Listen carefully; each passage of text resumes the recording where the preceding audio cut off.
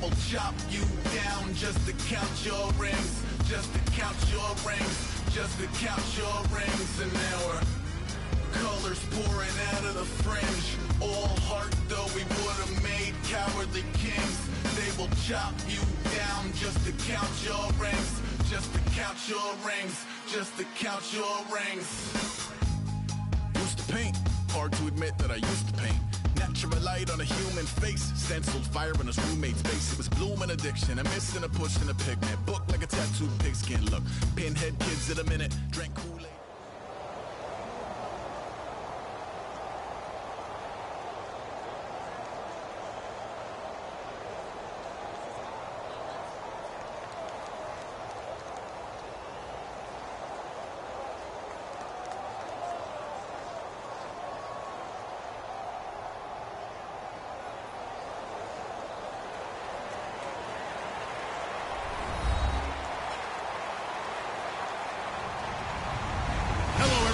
I'm Larry Ridley, and this is the NFL on EA Sports. We've got a good one on tap today, and there's going to be two quarterbacks ready to get it done on the gridiron. It's Flacco's Ravens going up against Wilson Seahawks. So let's get you up to CenturyLink Field in Seattle. On the call, here are Brandon Guyton and Charles Davis. With the beautiful Puget Sound just to our west, you get a look inside CenturyLink Field here in Seattle. Coming up, we've got what should prove to be a good one between the Baltimore Ravens and the Seattle Seahawks.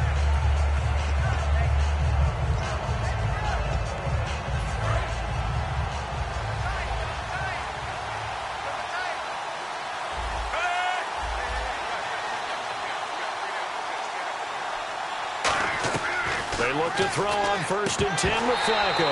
And his first pass is incomplete. In this offense, they look towards Steve Smith a lot. It's a good idea because if you don't, you're going to hear about it. No one plays the wide receiver position angrier or better than Steve Smith Sr.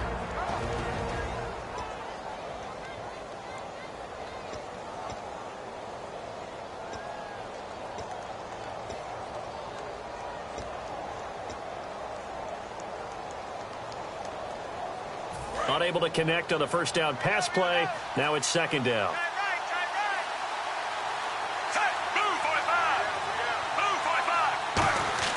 Flacco to throw again on 2nd down. And incomplete there. A nice hit. Jars the ball free and brings up 3rd down.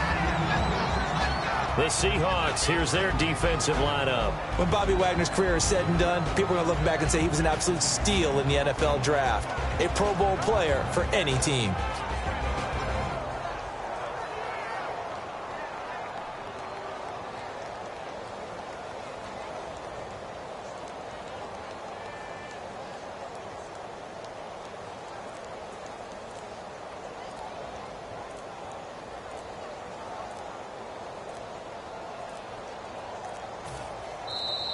And some real confusion here. They won't even get to the line.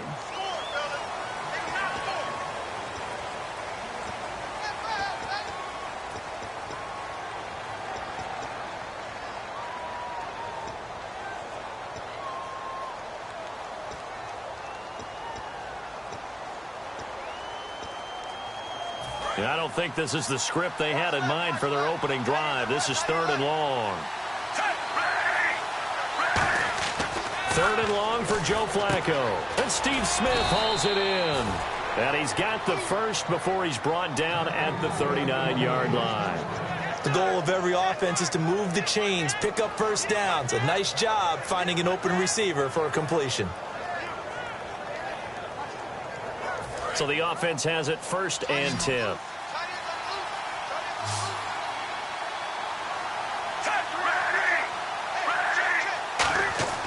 Throwing here on 1st down, Flacco.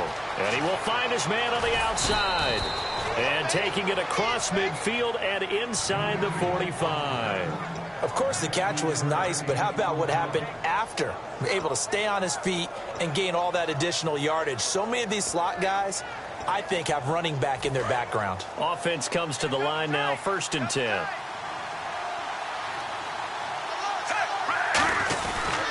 Now a carry here for Terrence West. And able to push his way forward here for a good little gain. The ground game, no doubt, that was an issue for Baltimore this year, finishing 28th. Now, West, he was their leader, but only 774 yards. Can you believe you just said that? The ground game was an issue for Baltimore? Because that's what they're based on. I mean, that's who they are offensively. Being able to run the football, set that tone, set that physicality, and then throw the ball off of it. That wasn't Ravens football in 2016. I can't wait to see what they do next season. And will Terrence West be their lead running back?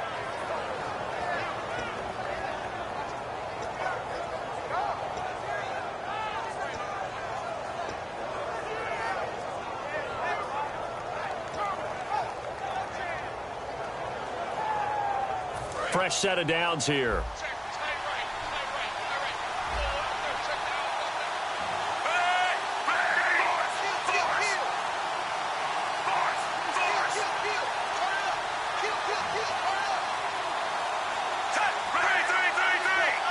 So a penalty that can frustrate a coach so much, a mental error, and it'll back him up 5 yards.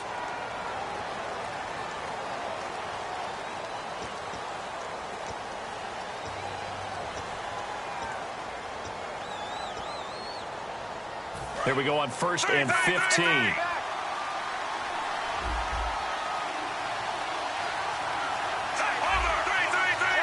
And they're going to go soft on the corners. They'll run it now out of the gun. And he's going to fight his way forward here for a modest gain. It's a 5-yard pickup, so essentially they get the penalty yardage back, and it's back to 2nd and 10. Frustrating for a defense, energizing for an offense. Finding a way to create that type of yardage in your running game, that'll make the guys carrying the ball very, very happy. Setting up the screen for West. Give them 5 on the screen play, and that'll set up a 3rd down. And they're getting him involved early. You feel like they saw something on tape, or they just have a sense with him because he's had a good week of practice or something in that area. But they want him involved, just as you said. They want him. This time for Smith, and it's intercepted. A great read, and it's picked off. And he's going to return it to the 21-yard line.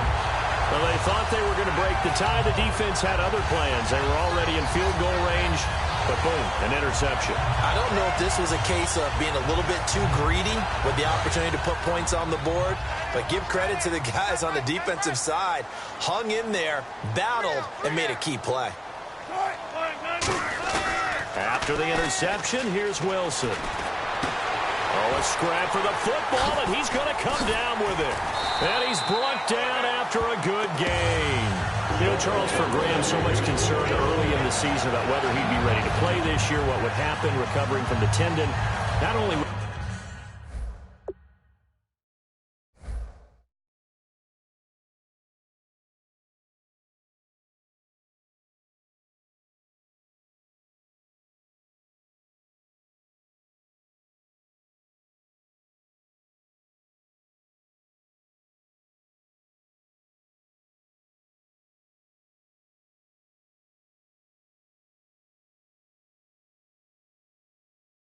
Is he ready? He played every game this season for Seattle. And it wasn't just the injury concern with Jimmy Graham. It's how Seattle runs their offense. Remember, when he was in New Orleans, he could expect a ton of passes to come his way. But in Seattle, that number was going to be reduced. Would he be able to maximize what they were going to throw in his direction? And he certainly did this year, 65 catches. 65 catches, just shy of 1,000 yards, 6 touchdowns, too.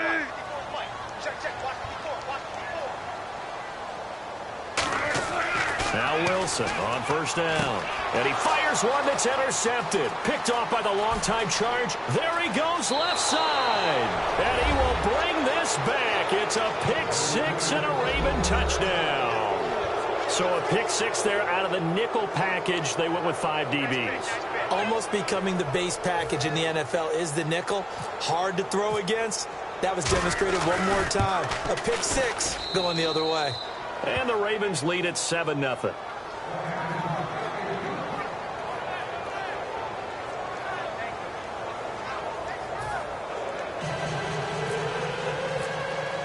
So they throw the pick 6. They'll get another shot at it now as this one's in the air. And no return on this one as the fair catch is signaled for and taken. The Seattle offense now set to come back out on the field.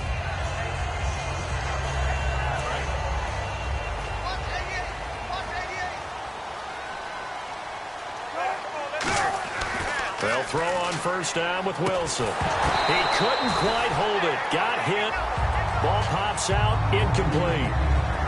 And this offense often hinges on one of the best tight ends in the league, and that's Jimmy Graham. I think he made up for lost time when he got to the NFL because in college, he was mainly a basketball player, a defender who couldn't score. Now he's flipped it around in the NFL. Every time he touches the ball, he's a threat to score. 2nd and 10 now, Wilson. Throwing over the middle, but it's incomplete. He was trying to get it to Jermaine Kearse, and it'll bring up 3rd down. And here are the Raven defensive starters. From the time he entered the NFL, Terrell Suggs has been a load to block for anyone. His ability to get upfield and make plays in the backfield, almost unparalleled. And able to find Graham, complete. And he takes it all the way down to the 32. It's a big play there for Seattle. 43 yards.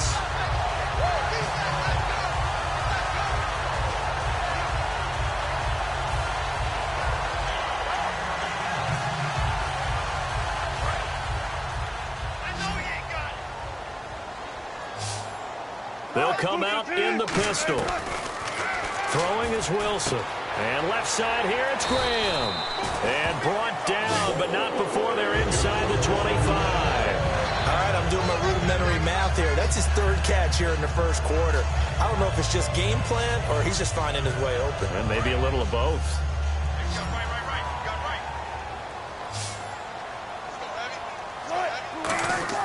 On 1st and 10, it's Wilson. Baldwin with it over the middle.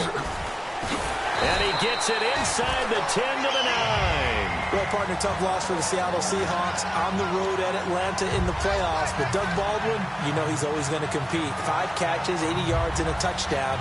Try to keep them in the game.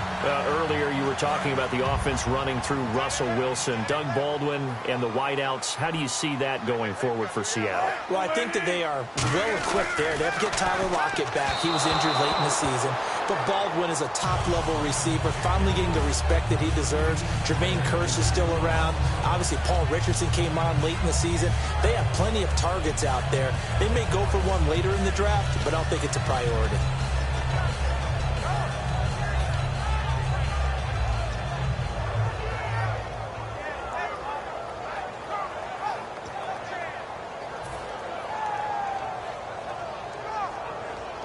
And here comes play number 6 on this drive. They come out with 1 back and 3 tight ends. Here's Thomas Rawls with his first carry.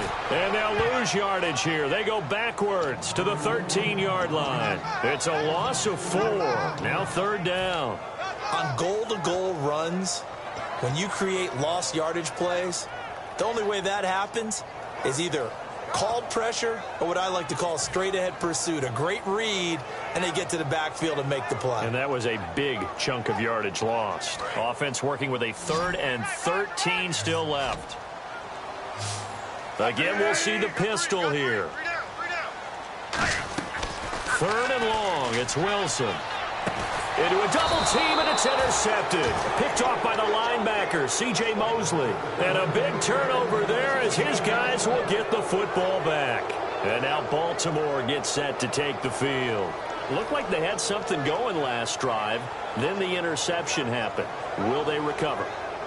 The memory they need to keep with them is that they did have something going. They were moving the ball on offense, had a nice sequence going.